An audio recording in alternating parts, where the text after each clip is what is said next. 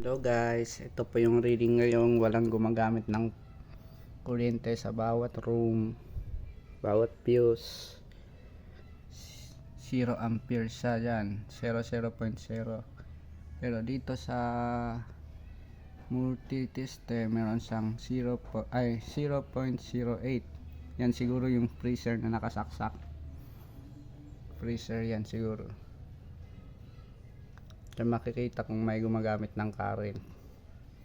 Magka-count yung amperahe kapag may naka-switch na ilaw o may nakasaksak na iba pa. Pero siguro freezer lang, hindi makita dun kasi isa lang yung decimal point nya. Dito dalawa, kaya 0.08. Itong wire, ito yung galing sa kontador. Kaya dyan po na tinap. Okay siya.